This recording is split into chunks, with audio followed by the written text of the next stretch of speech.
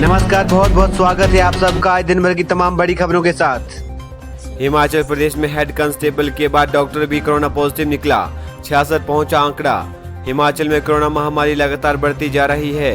हिमाचल में पहली बार head constable के बाद डॉक्टर भी कोरोना पॉजिटिव पाया गया है। देर रात कांगड़ा जिला में एक डॉक्टर की रिपोर्ट पॉजिटिव आई है। संक्रमित डॉक्टर की टांडा अस्पताल के कोरोना वार्ड में ड्यूटी लगी हुई है, लेकिन मेडिकल टीम को शक है कि डॉक्टर संक्रमित नहीं हो सकता है, इसीलिए मेडिकल टीम बुधवार को फिर से सैंपल लेगी। मंगलवार को पूरा दिन कांगड़ा जिला में डॉक्टर, पुलिस जवान समेत कोरोना वायरस के कुल 5 मामले सामने आए हैं। डीसी कांगड़ा राकेश प्रजापति ने इसकी पुष्टि की है। मंगलवार को प्रदेश में एक साथ 7 नए कोरोना पॉजिटिव सामने आए हैं। कांगड़ा जिले में 5 और हमीरपुर जिले में 2 संक्रमित पाए गए हैं। संक्रमित पुलिसकर्मी कांगड़ा जिले के पंचरुखी पुलिस थाने में तैनात है। इसके चलते थाने को 10 दिन के लिए सील कर दिया गया है। वहीं बैजनाथ के पपरोला का 62 वर्षीय संक्रमित मरीज बनूरी में पिछले 5 दिन से दुकान में चाय बेच रहा था। एक मोटर वर्कशॉप के कर्मचारी रोज इस बुजुर्ग की दुकान में चाय पी रहे थे। यह बुजुर्ग अस्थमा का भी मरीज है। उधर कांगड़ा के कुल्थी पंचायत के झमाड़ा का पॉजिटिव निकला युवक सैंपल रिपोर्ट लेने के बाद खुद मेडिकल कॉलेज अस्पताल पहुंच गया। इस बात का पता चलते ही अस्पताल के ओपीडी को कुछ देर के लिए पूरी तरह खाली करवाया और मरीज समेत पूरे अस्पताल को सैनिटाइज करना पड़ा। कांगड़ा जिले की जमानाबाद पंचायत में एक 33 वर्षीय युवक भी पॉजिटिव निकला है, जो 30 अप्रैल को पंचकूला से अपने घर स्कूटी से लौटा था। जमानाबाद में अब 2 पॉजिटिव आ चुके हैं। 5 मई को ग्रीन जोन में शामिल कांगड़ा जिले में पिछले 7 दिन में 10 मामले सामने आए हैं।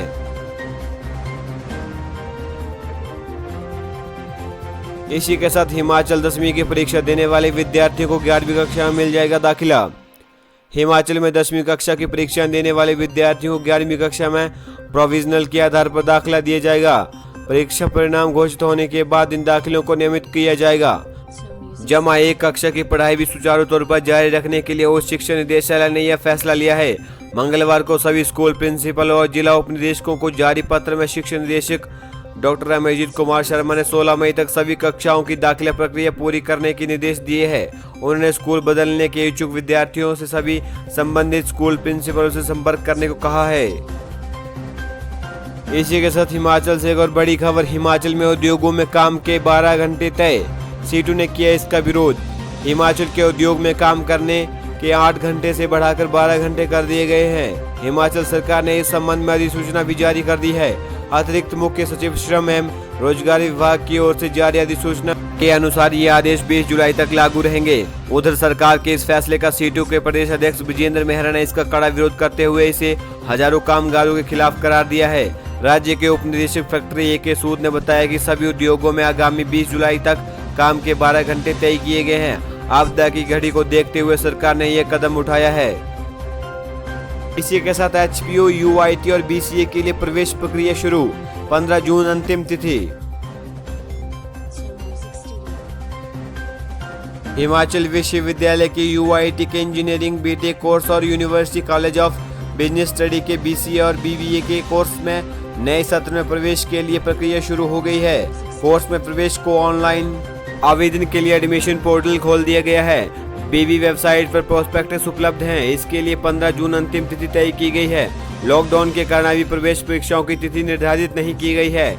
यूसीबीएस में चल रहे बीसीए और बीबीए के कोर्स और यूआईटी की ओर से करवाए जाने वाले कोर्स के लिए पात्रता क्षेत्र और अन्य जानकारी प्रोस्पेक्टस में दी गई है।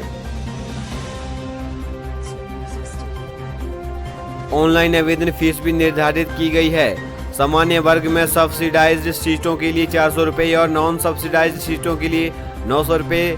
SC/ST अंत्योदय IDP वर्ग में सब्सिडाइज्ड सीटों के लिए 250 रुपये, नॉन सब्सिडाइज्ड सीटों के लिए 900 रुपये फीस जमा करवानी होगी।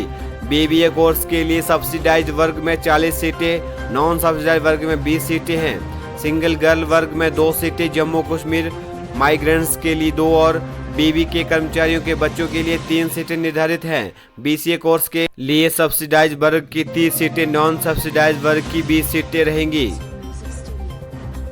सीएम जयराम ठाकुर ने पंचायत प्रधानों से की बात, होम क्वारंटीन के लिए दिए गए निर्देश। कोरोना संक्रमण के बढ़ते प्रकोप के मद्देनजर मुख्यमंत्री जयराम ठाकुर ने पंचायत प्रतिनिधियों से सक्रिय सहयोग की अपेक्षा की है।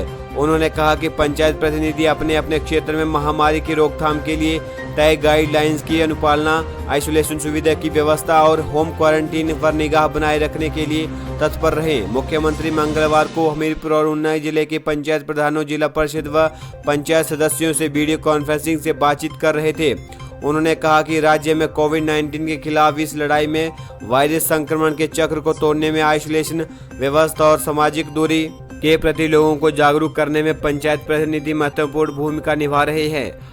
मुख्यमंत्री जयराम ठाकुर ने कहा कि सभी पंचायत प्रधानों को उन परिवार के सदस्यों की मदद करनी चाहिए जिनके पास सीमित आवास सुविधा है। इसी के साथ कोरोना संकट से उबरने के लिए केंद्र से हिमाचल को मिले 952 करोड़ रुपए। केंद्र सरकार ने हिमाचल को मासिक राजस्व घाटा अनुदान के रूप में 952.58 करोड़ रुपए की जारी किए हैं। केंद्रीय वित्त मंत्री निर्मला सीतारमण की ओर से जारी ट्वीट में कहा गया है कि इस 15वें वित्त आयोग के तहत दिए राजस्व घाटा अनुदान से कोरोना वायरस से उत्पन्न संकट से निपटने में हिमाचल को मदद मिलेगी। मदद के रूप में 14 राज्य को 6195.08 करोड़ रुपए जारी किए गए हैं। इस बारे में हिमाचल के वित्त विभाग को भी आदेश मिल गए हैं। इस बार 15वें वित्त आयोग से संतोषजनक राजस्व घाटा अनुदान मिलने की पहले ही घोषणा की जा चुकी है। इसी के साथ हिमाचल की कैबिनेट की बैठक में आज कई अहम फैसले होंगे।